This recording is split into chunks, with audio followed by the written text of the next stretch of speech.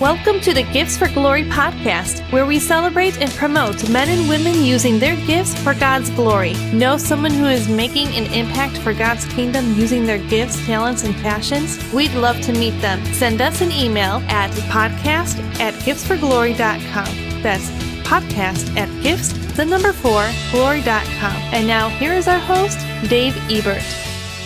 Hello, friends and neighbors, and welcome to the latest edition of the Gifts of Glory podcast.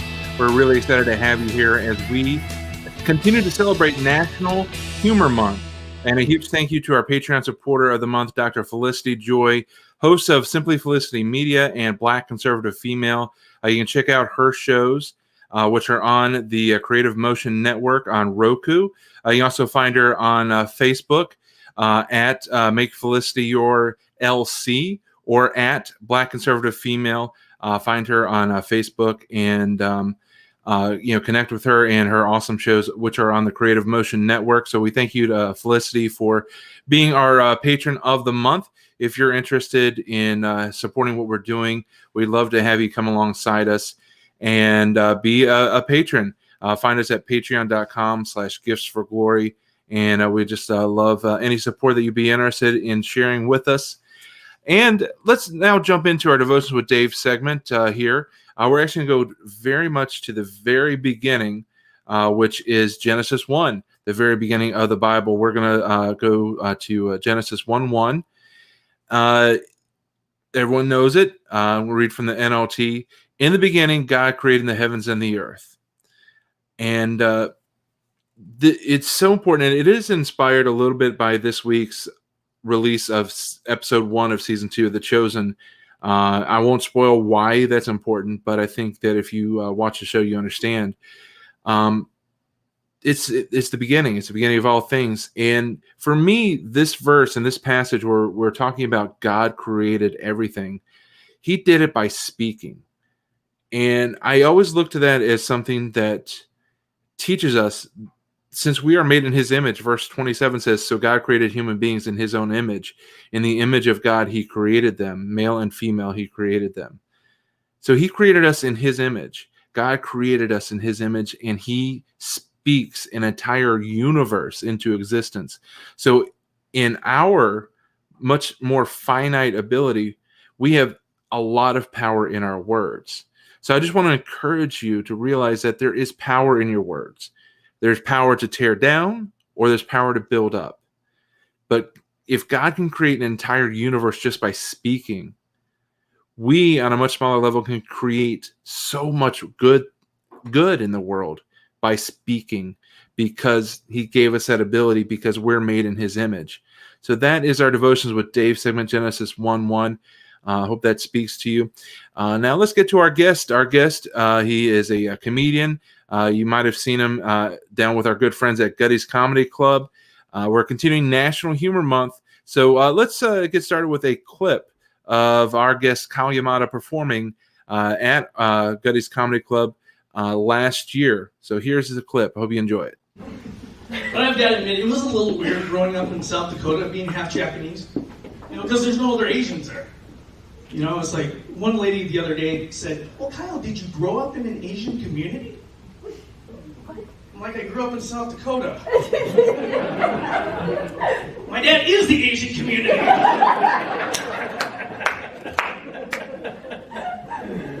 Then she said, well, if you're Japanese, you must love to eat sushi.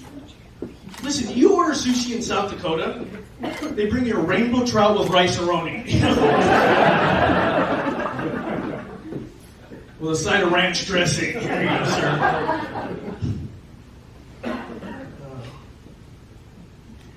But it's interesting. Unfortunately, my parents have passed away. But my dad was Japanese, and my mom was, among other things, Irish. And that's kind of a weird combination, isn't it? Japanese and Irish. So basically all that means is that I used to get really, really drunk and then take a lot of pictures.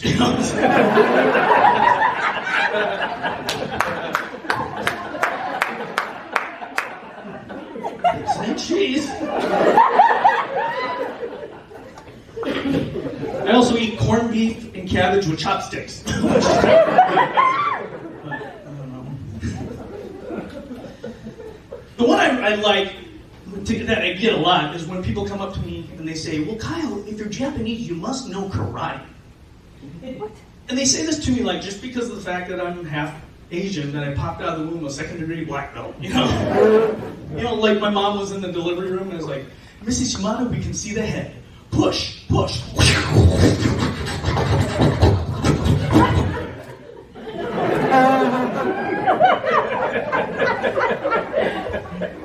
What is this? Umbilical cord?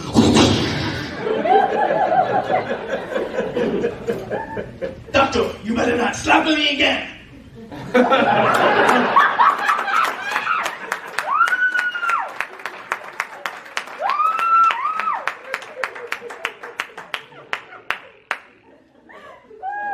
And the nurse comes out, congratulations, it's a ninja.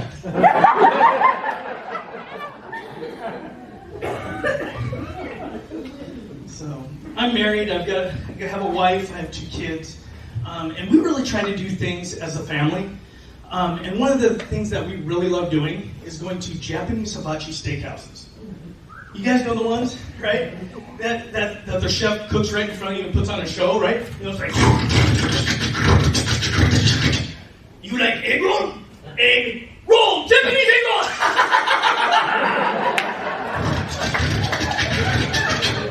Ding, ding, ding, ding, ding, ding. Rice, rice, baby. Ding, ding, ding, ding, ding, ding. Right? It's all cheesy but fun at the same time, right? I love it. When I go to one of these things, I get so excited. I'm like, do the thing! My kids are looking at me like, Mom, can we go? Well, listen, when I go to a Japanese steakhouse, I want a Japanese chef. I want the authentic thing, So when I go to a Japanese steakhouse, I want my chef to be named Kasugi Yamasaki from Osaka, Japan. Last time we went, we got Paco Ramirez from Fresno.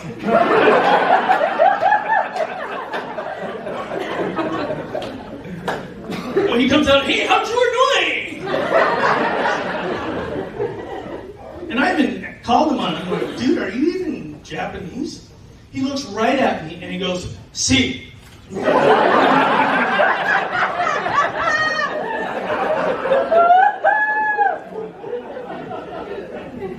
Hey, yo necesito más carne para esta mesa, por favor.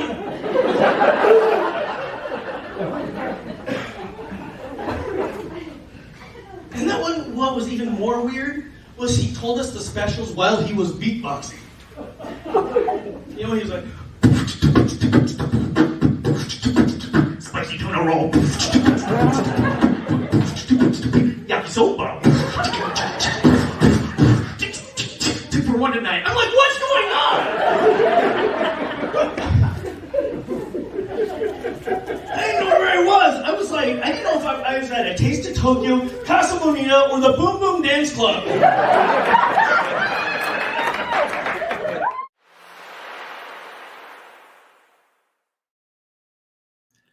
That cracks me up, man. So our guest again at this time is Kyle Yamada, continuing the National Humor Month. He's a former teacher and elementary school principal. He's married with 2 kids, now resides in Minnesota because apparently the winters in South Dakota weren't challenging enough. Please welcome our guest at this time, comedian, speaker, husband, and strong man of God. Please welcome Kyle Yamada to the Gifts for Glory podcast. Kyle, welcome. Hi, Dave. Thanks for having me. Absolutely, man. I love that bit, and I love all the clips that you have on your YouTube channel from Gutties and the other shows that you've done. And what's really cool is you address the elephant in the room. It's like, I know you're looking and trying to figure out who I am, so I'm going to tell you, and I'm just going to make you laugh about it. Right. Yeah. So, that was one of the first things that I was taught in comedy is like, you need to connect with the audience and let them know, who you are. Yeah. And so that's how I start off a lot of my sets. So that was super funny. And we were talking about it before we went on about just the explanation of of the Irish side and the Japanese side coming together. You know, I get drunk and then I take a lot of pictures. Used to. Used to. But before Now I don't before take any Christ. pictures at all. Okay. So,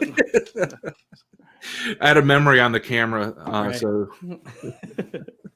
yeah, I think that's really important. If you talk to a lot of comedians, you know, they'll say it's very important for you know, for you to connect with the audience in that they need to know who you are, and you know, it's you know, at a show, you know, it's a relationship, so you need to let you know, open yourself up, and which is so fun, but it's also very scary and vulnerable at times too. So yeah, that's so I enjoy doing that.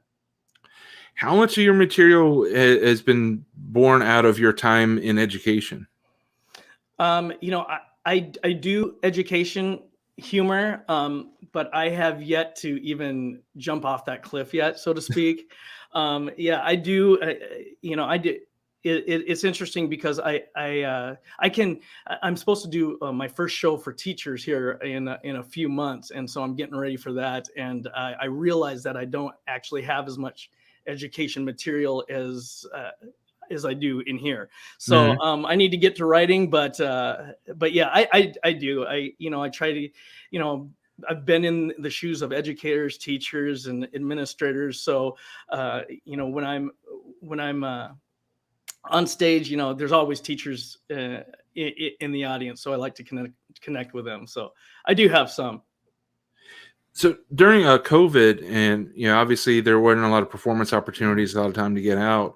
We talked a little bit, and we'll get into it more about. There's plenty of time to write, but did you have to go back into education to make ends meet, or how'd you guys survive the last 12 months? So you know, it was interesting because I was elementary school principal, you know, and I mean, this would be my second year, and I was doing comedy, you know, part time, and then I eventually, you know, made the decision to come out here to Minneapolis and just be number one. It's a bigger city, and as far as the travel goes, it's so much easier to get out of, you know, Minneapolis than it is from South Dakota, and so as far as what was the question again, Dave? How'd you make it through the last year Yeah, without performing and those kind of things? and you know, the interesting part about that is I was actually very blessed, and I actually worked quite a bit during COVID, considering, you know, it was nothing like it was you know, before, but I did get to perform. I did get, you know, I went down south a couple times. You know, Florida was a lot more open than, as you know, I know you just got back from Florida. It's a lot more open than I think everybody. But you know, it's one of those things that you know, God provides, and he you know, there's a plan, and Yeah. you know, I'd like to think I made the most of the whole COVID thing, and you know, writing and doing a lot of it was a much needed, you know, where my wife is my manager, and so she you know, we got to sit down and look at things and kind of plan and do things business wise that we probably wouldn't have been able to if we just went on life as usual. Right. You said your wife is your manager, so is she stepped back from education as well, or is she still working? Nope, she stepped back, and we're kind of devoted to this thing, and she does all my accounting, bookings. She does all the hard stuff. So So you guys are in the Midwest, and you moved there about 2 years ago, year and a half. I was trying to get back to the question I'd forgotten about, so let me ask that question. You did a dry bar in November. Can you tell us about that? And I know that you don't know when it's coming out, but tell us how that experience was. yeah, the dry bar experience was awesome. I mean, it was, you know, I'm a big fan of dry bar. You know, I watch a lot of dry bar, and you know, when I'm supposed to be in my office writing, I find myself watching a lot of dry bar comedy, and You know, as you know, Dry Bar is all clean comedy, which I really appreciate. And you know, I went out there, which they shoot the specials in Provo, Utah, and which is beautiful. It's beautiful there. And so I went out there, and they treat the comedians first class. I mean, they are a first class act. And you know, when I shot it, I was given the option. They said that, you know, you can wait until we understand if you don't want to tape during COVID, but you don't know when opportunities come up. So I took it, and you know, at the time they were only letting 50 audience members in, and it was that was a little concerning, because, you know, that can affect the energy of a show. You know, when they usually pack in, I don't know, I'm going to guess 300 Hmm. people to a normal Dry Bar taping, but it went really well. You know, I think you do 2 shows. You know, I thought both shows went really well. After I got off stage the first time, I was really happy with it, and I just went out the second show and just had a great time, and it ended up to be, in my opinion, better. So it was a great experience. The people that I met there, they were awesome. You know, and I'm just grateful to have that opportunity to shoot a Dry Bar special. It was so much fun.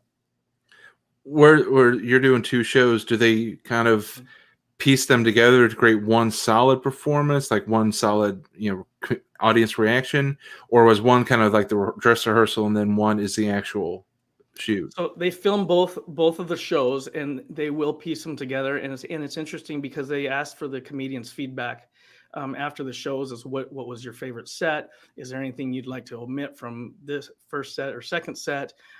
You know what? And so I was kind of taken back, but it was really neat that they take the input from the comics, and you know, give us some say into maybe what they'll edit. But you know, obviously they're the last they're the last word. But yeah, that's Right. kind of how that works.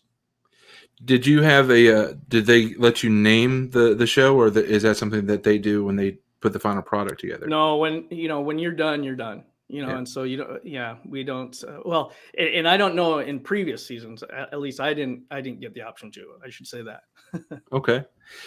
How hard was that to work in front of a larger space that only had 50 people who were socially distant? Was that a harder room to work, or did you find a way to make it work?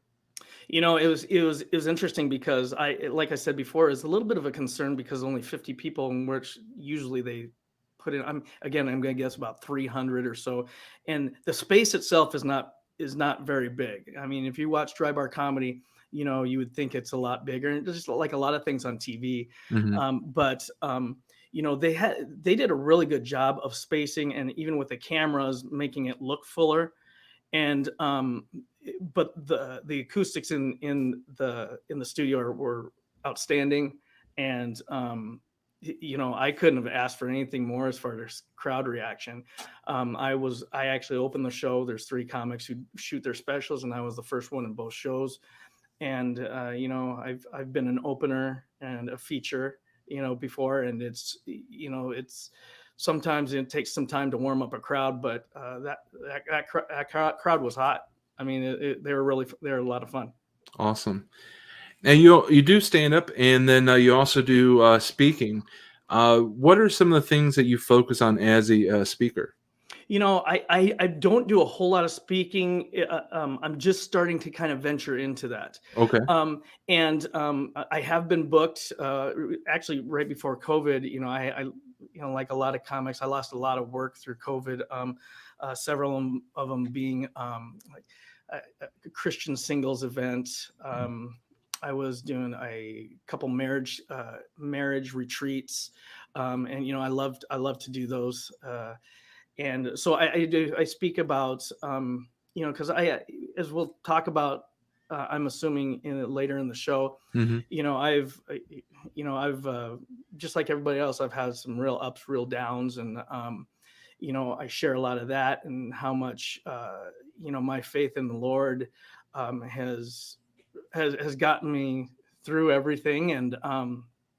And So I talk a lot about my relationship with the Lord, and how it was good, how it wasn't good, how I'm, how I'm really striving to build the best relationship with God I can.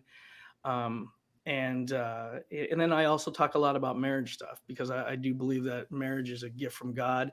And we have so many. I believe that the enemy is because it's such a gift from God. The enemy hates that, and Yeah. he's doing everything he can to break up marriages, to drive a wedge in between spouses and our relationship with God.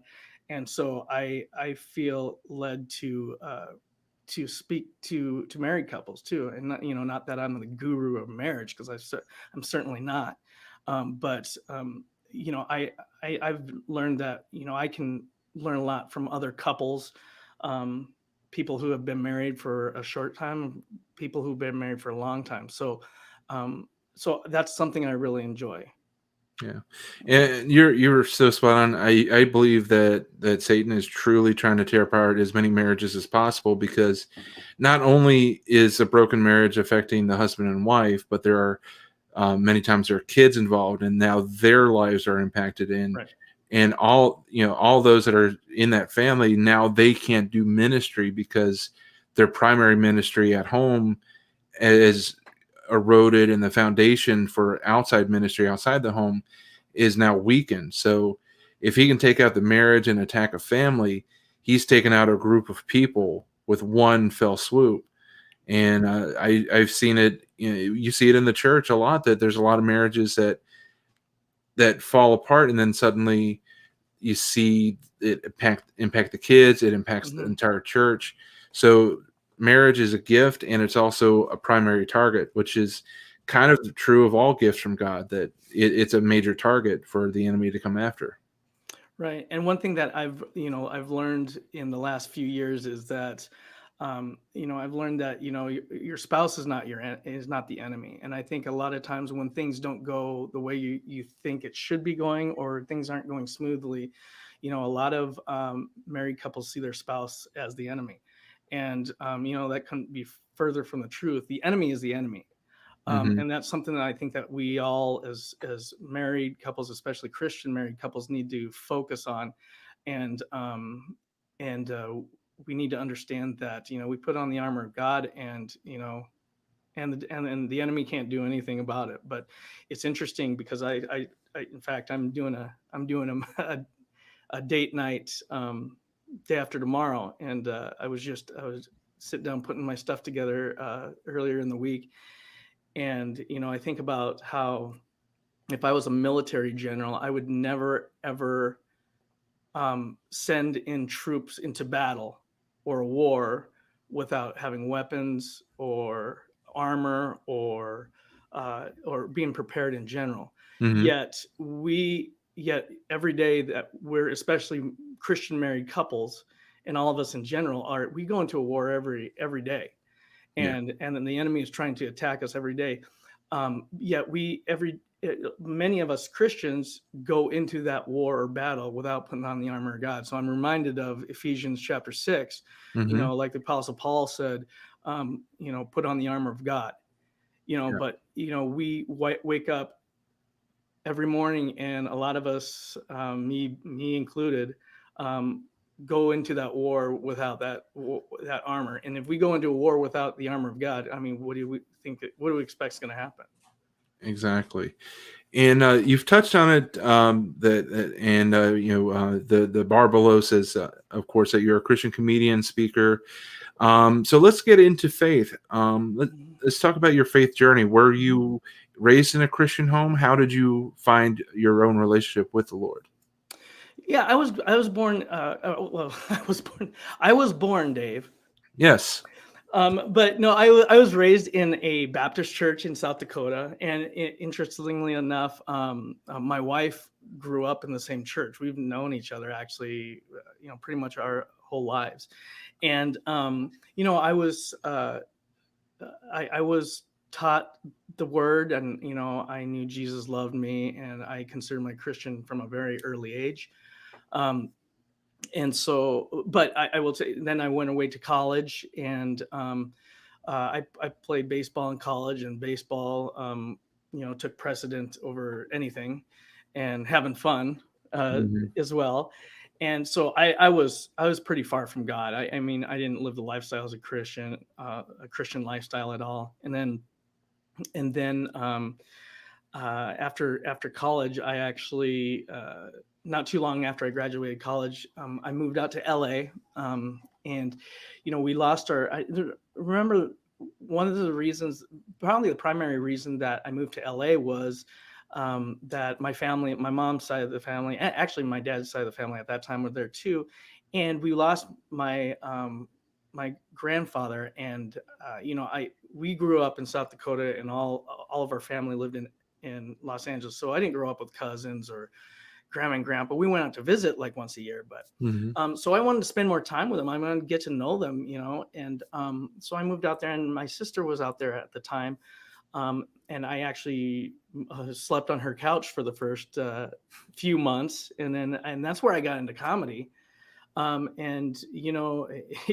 I was the cliche. I kind of stumbled into comedy kind of on accident. I always loved comedy, but actually doing it, I stumbled upon it. One of my sister's friends was actually a producer for a comedy show in Santa Monica, and I got to know him. He put me up, and he said, "Put together a tight 5 minutes." Well, I didn't know what that meant, Right. So, but it was fun. It was scary. And then the ball just rolled, and I ended up becoming a professional comedian. Well, in the midst of that, I mean, I was, again, far from God. I was, you say the Hollywood lifestyle, whatever you hear about Hollywood is true. And I was right in the middle of that, just, uh, you know, I was very far from God. And, but again, I considered myself a Christian. I loved God. I just thought I could do whatever I wanted and do things on my own. Um, and then, basically, I think it was a God thing when He just took me out of comedy, because professionally I was doing really well. I even started, I had no aspirations of becoming an actor, but somehow I got an acting agent. I was going on auditions. I didn't know what I was doing, but professionally, things were going really well. But I mean, it was, I always say to people, like in interviews and situations like this, is that I made a living at making people laugh, but I don't remember smiling very much myself. Mm. And so I believe that God took me out of the situation, and then I reconnected with my now wife, Holly. And then we got married, and then we actually, after we got married, we got pregnant right away. I love that when husbands say we got pregnant. Right. That's so stupid. And we didn't get pregnant, she got pregnant. Mhm. And but there I go saying it. But so we decided, we're not going to raise a kid in LA. I mean, Yeah. that was just a decision we made, and so we moved back to South Dakota, where we're both from. And that's where my college education was, and as well as hers. And so we went back into the education. And realistically, both of us started off as teachers. She was a special education teacher. I was a PE teacher. We both went and got our master's degrees in educational administration, and when we both became principals. And quite frankly, we just got so sucked into our work. And how marriages suffer when you do that. And Yeah. once again, the enemy gets in there, and he tries to pry apart marriages. And realistically, we found a good church home. We loved it. Rededicated our lives to Christ. But I mean, how it is. We're sinners. And Yeah. I still, there's a lot of room for me to grow as a Christian, and for us to grow as a Christian couple. And then during that time, I started, but God was still working in me, and Mhm. I could feel Him tugging at me, saying, "Hey, you need to go back into comedy." and which was like the farthest thing from my mind at the time, because I worked so hard to get to become a principal. I was married. I had 2 kids. We had a house. Um, you know, I'm there, right? Yeah. And last thing I want to do is go, put myself through that. And being a comic's not the easiest life. Right. Um, but I did. I started writing again, and then so I ended up, doing some churches, doing some other events, and then it got to a point where I felt that I needed to make a move, and plus I had a friend that wanted, we were going to go into business together, and so we actually made a move when we moved to Minneapolis. Got out of education, moved to Minneapolis, and when I got out here, um, my comedy was picking up, and to be frank, I didn't even have time to. I didn't want to commit to going into business with my buddy, Mm-hmm. and so I had that conversation with him, and which he was very cool with. He's one of my best friends, and so I went into comedy full time. Things were picking up, and some good things were happening. And then about a year and a half, about a year later, COVID hit. So Mm. it was interesting, but like I said, I have nothing to complain about. I mean, it's been good. I've had some great opportunities. We're booking some stuff, for the summer, and my fall's getting pretty well booked up. So God is good. Amen. Was there ever like a point where like there's a major struggle with faith, or was that uh were you kind of just steady and always had that anchor to keep you down or keep you in place? There was a time just a few years ago when, like I said, when my wife and I we were both principals, and we didn't even see each other a whole lot, and Mm. there was some marital stress, and we went through some marital stuff, and I had the mentality, work, family, and otherwise, that I'm in charge. I'm doing this. I'm taking over. And it was a situation where, again, I was a Christian, but I wasn't living that lifestyle. I Yeah. wasn't submitting to the Lord. I was trying to control everything. Um, and so, yeah, I think for a couple of years, I was very angry, and I was far from the Lord, and yeah, it was a little bit it was a struggle. Yeah. Was there any pivotal moment that got you back to kind of turn back to the Lord, or was it just like you just woke up and like, I need to get back? Was there like a trigger event that brought you back? Well, I think I, I I would say that when like I said, we had a great church home Hmm. back when we were in Rapid City. We loved our pastor. We had, small groups. We had I had great friends. We had great friends at our church, and we loved it. In fact, that was one of the biggest things that we were going to miss was our church. When we got plugged in out here in the Twin Cities area, we got plugged in. It's called Grace Church in Eden Prairie, and we absolutely loved it.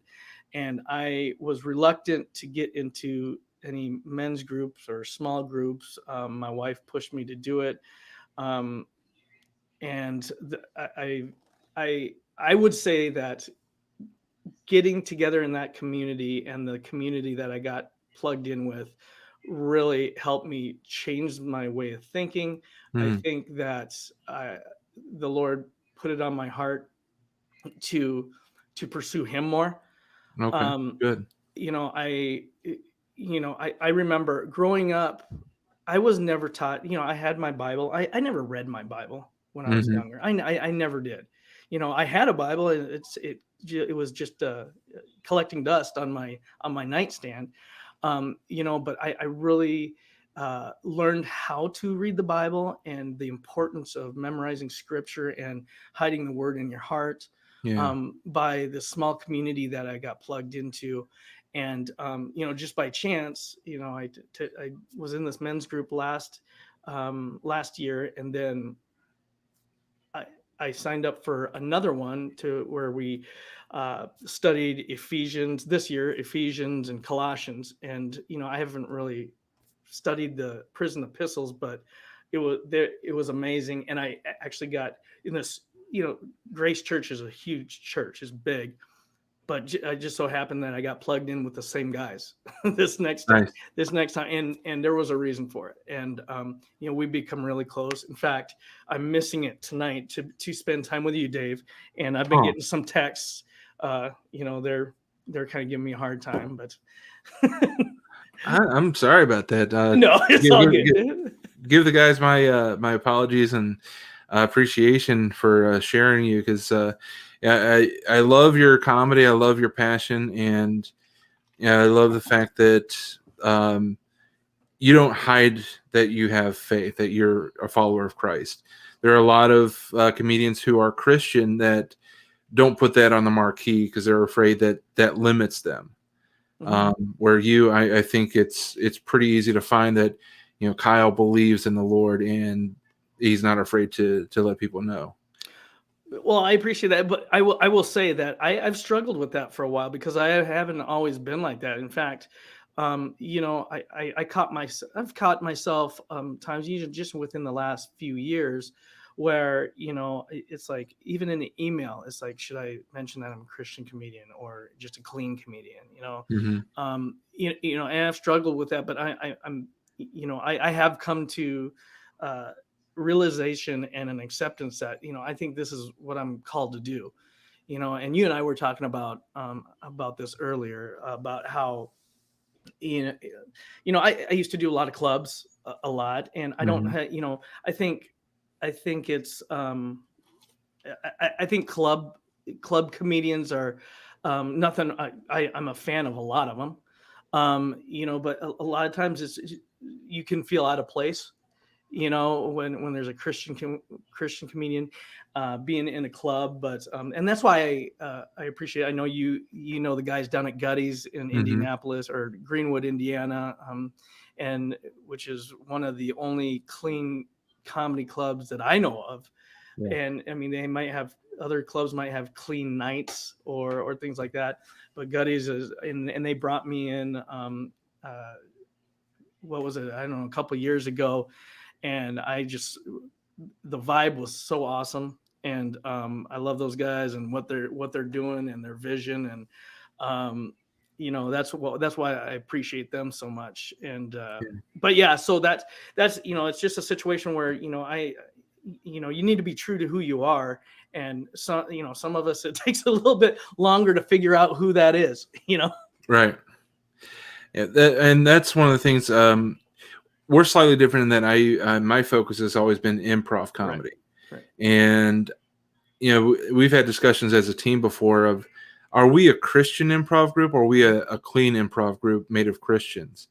Right. And for me, I've always struggled with the idea of, why hide it? There's no door that God can't open anyway. And if people are going to reject us because we're Christian, then God's just not opening that door for us. But it is something that you have to talk to God about. Is this how you want me to brand myself? How do you want me to go out and tell people? But for me, I've always been in favor of, like, this is who we are, so you can trust that we've got a strong filter, and especially with improv, because it's a lot harder to filter if you're not naturally clean or naturally thinking about who you're representing.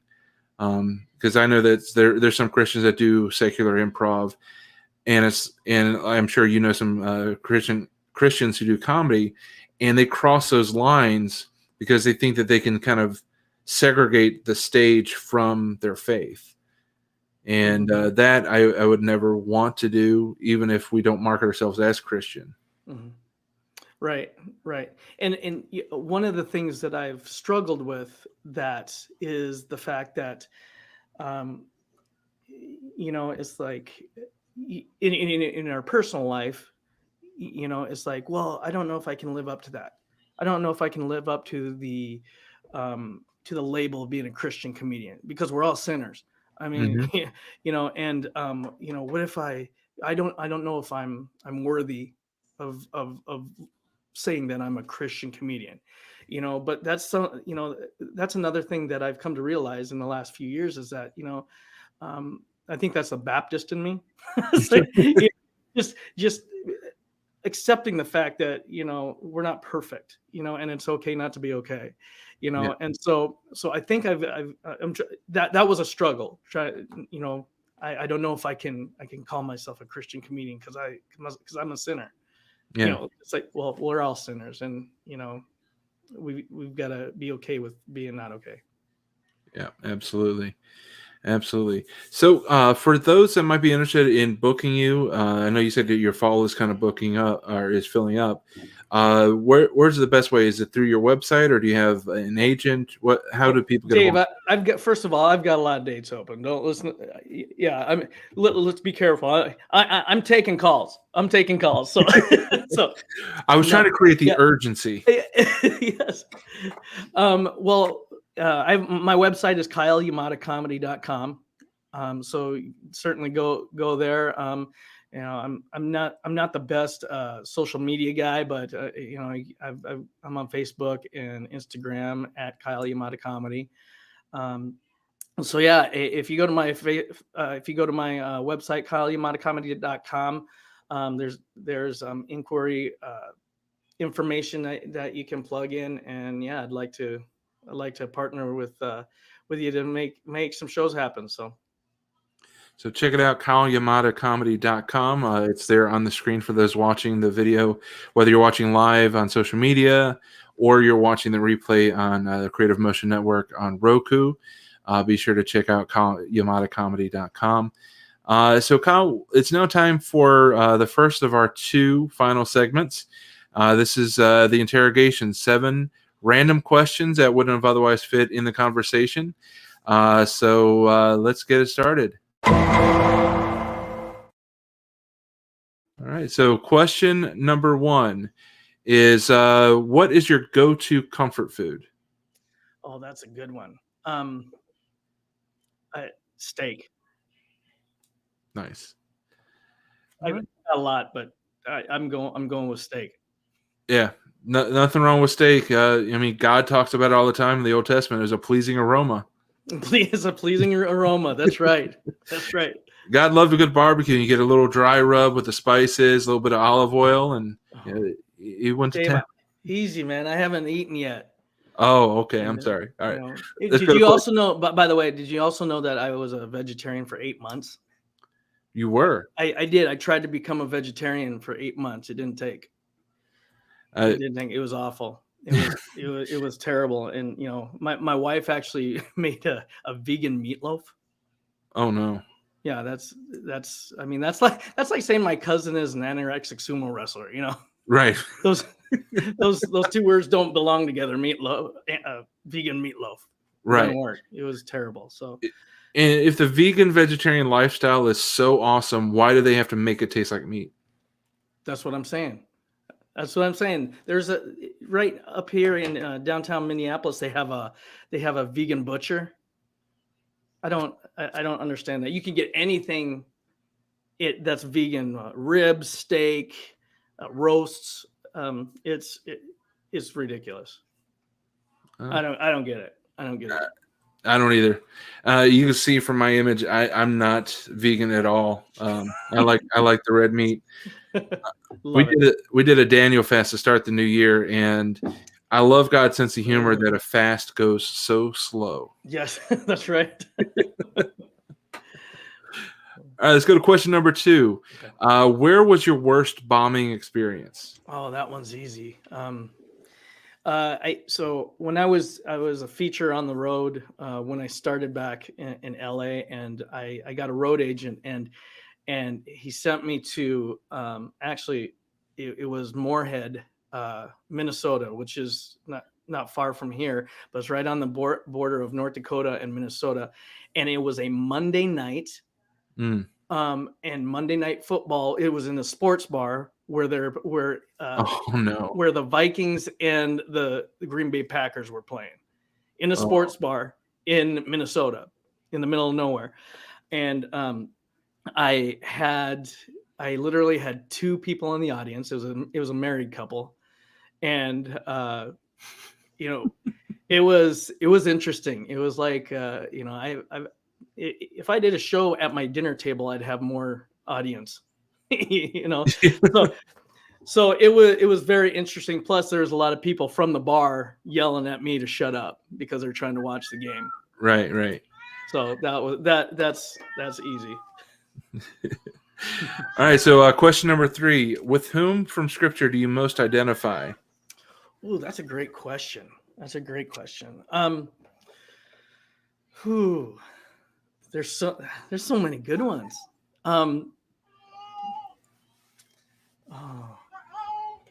In fact, I hear your cat in the background. That's kind of what my audience in Moorhead sounded like.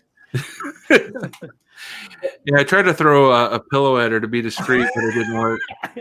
I saw the rotator cuff going like this off screen. Okay, who do I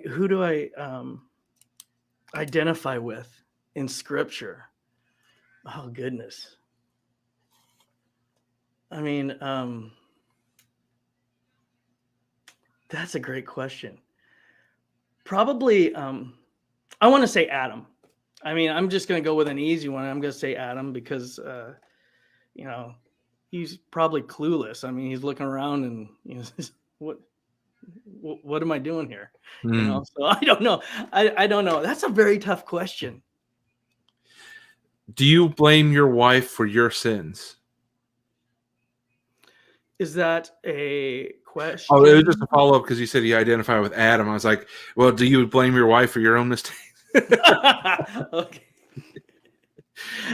I have before. Yes, I have. I think we all do. Yes, absolutely. That's what marriage is all about, right? Then you learn how to repent. Otherwise, you sleep on the sofa. Absolutely. That's right. All right. Number 4. Have you ever had a fanboy experience working a show? A fanboy experience. So like a comedian that you've looked up to, you work on the show and you're like, oh, hi. Yeah. So I the first time I ever had that was I went on stage. It was at the Comedy Store, and I went on Sunset Boulevard, and I went on stage right before Damon Wayans.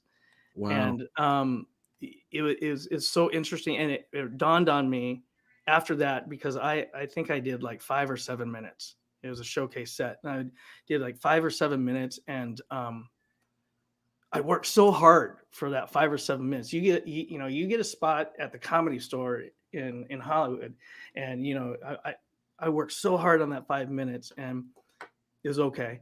Mm-hmm. And then Damon gets on stage right after me, and he did like an hour and 20 minutes. I don't even think he said a joke, and everybody just was erupting the entire time. And that's when it dawned on me. It's like, that's it. You just have to be famous, and it doesn't matter what you say, you're going to be funny. So I'll never forget that. Yeah. I was going to say Pauly Shore, but that wasn't really a fan moment. That was just because his mom owned the club. So. Oh. So. All right, next question is going to be, what's one thing you'd love to do over? Life.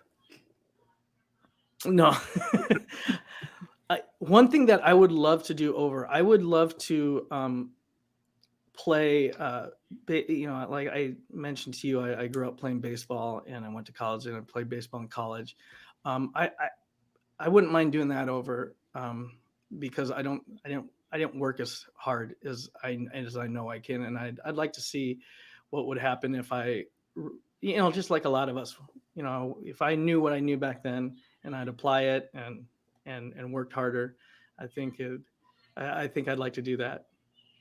All right. I guess that applies to every area of my life, to be honest with you. Next question. What's one memory that makes you glad you're no longer a principal? Crazy parents. That's easy. That's easy. And we say that, we joke about that as principals. We joke about crazy parents, but for every crazy parent, there's 100 awesome ones. And it's so easy to to focus on, in any area of life. It's easy to focus on the negative or what's a pain in your neck, but I think that's one thing that I've learned the last few years, or really embraced the last few years, is that we need to look at what God's given us, what He's Mhm. blessed us with, and I go back and I say, I spent a lot of negative energy on unreasonable people, Mhm. and this kind of ties into question number 5, where I would go back and I would focus more on the positive and what I've been blessed with. Nice. All right. Final question of the interrogation. Book your fantasy show. Who would you want to perform with and where? Oh my goodness. Wow. That is a great one. I don't know where, first of all, where it would be. I think I would, I think I would like to do the show in my hometown. We got a brand new civic center. I just saw it. It's not even finished yet. Back in Rapid City, in their brand new civic center arena. I think that would be sweet. And I would like to do it with. I'm gonna give you 2 people. I want to do a show with Tim Hawkins and Michael Jr. Wow. That would be a dynamite set. That would be awesome. So would you book yourself as a headliner, or would you give it to those guys? Now this is a fantasy show day. Yeah, So I'm the headliner, of course. of course. So, you got to admit, Tim Hawkins is the smartest comic on earth. You understand that because I mean he's the only one that came out and said he was taking 2020 off. Yes. But he's the only one that knew he was when we all pretty much did. So yeah, there are a lot of his friends that have been like, Tim, where was the heads up? You could have told us. Genius. Yeah, genius. And he was actually on Bob Smiley's podcast back at the end of the year, and he talked about the reasoning behind the timing. But he was just very blessed that he planned for it and handled those things. So anybody that's watching, check out Hook, Line, and Smiley from November, and you'll see and hear Tim Hawkins tell his story about why 2020 was his year off. Bob, by the way, Bob Smiley, I would love to work with him too. He's genius. He's just so brilliant in his writing and so quick, and I look up to him a lot too. He's great.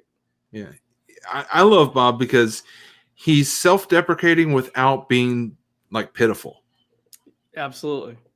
And I love that, and that's a lot of my stuff. Is I try to be, self-deprecating, to be my own humbling mechanism. But I love Bob, I love Tim, and Michael Jr. In fact, Michael Jr. is one of my inspirations because he gave an interview where he said, "Laughter is a tangible evidence of hope," and that's an inspiration for all the comedy that we do with Well Versed. And I love that quote. Yeah, and I mean, there's I got to give a plug to the CCA, the Christian Comedy Association, is where I've got a chance to be in seminars and meet some of those guys, and Jason Earls, Rick Roberts. I can't name all the guys that have guys and gals who have been a big influence on me being a Christian comedian, and all those guys. I mean, check it out, CCA. Yeah. Check them out. Absolutely. The final question of the night is this: for anyone that's looking to step up and use their gifts for God's glory, whether it's in comedy or in general, whichever way you want to take it, what is your wise counsel? Well, I don't know if you're asking the right person for wise counsel, but what I would say to that question is that we kind of talked about it earlier, where I think we need to submit to God and follow Him, and we need to actually listen to Him. For so many years of my life, I thought I was the captain of the ship, and I'm doing things my way, and it's funny how, how many times you can fall down and then realize don't realize that the answer is follow Jesus, and it's been there right in front of me all my life. And but for whatever reason, I think I think I know better than the one who created the universe. So for whatever reason, so it's we're some stubborn people, and I know I certainly am. And just look to the Lord to lead. And like you said, he can open many doors, and he will if you let him. But that's just, stay in prayer, read the word, make your relationship with Jesus priority, and don't put that on the back burner, because just, he will always be here for us. But if we really believe that, we need to pursue him, and we need to pursue a relationship with him first and foremost, which I just need to remind myself on a daily basis to do that. And we all fall short, but we need to lean on him. Amen. Good word. Well, Kyle Yamada, find him at kyleyamadacomedy.com. There are still a few scant dates available for this fall, so hurry and get those booked. Connect with him at kyleyamadacomedy.com. Kyle, it's been a pleasure. It's been a blast having you on, and wish you and your family many blessings and many more full calendar dates in 2021 and beyond. Well, thank you so much, Dave. I appreciate you having me, and I appreciate what you do, and keep up the good work. Appreciate you. So much. Thank you. And thank you, everybody, for tuning in, and hope you have a blessed rest of your day.